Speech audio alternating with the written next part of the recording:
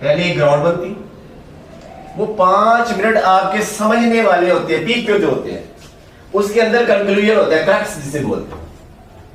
اس کے اوپر اگر آپ نے توجہ دے دی تو وہ لیکچر ہو گیا آپ کا کام کا، اس میں سمجھ آ رہا ہے. ادروائز ٹائم ویسٹ ہو گیا آپ کا، لیکچر بھی کیا، آپ نے آپس میں باتیں شروع کر دی ہیں. جب آپ آپس میں باتیں شروع کرتے ہیں اس کا مطلب پتہ کیا ہوتا ہے کہ اب آپ فیڈ اپ ہو چکے ہیں، اب توجہ نہیں دینا چاہ رہے، سو ٹائم ویسٹ ہو گیا آپ کا، ٹیچر کا بھی ہو گیا.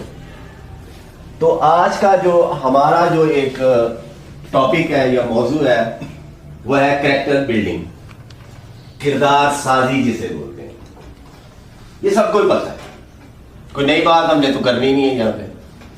ایک انسان کا ہوتا ہے بیہیویئر، رویہ جسے بولتے ہیں، ایک ہوتا ہے ایکٹ کرنا.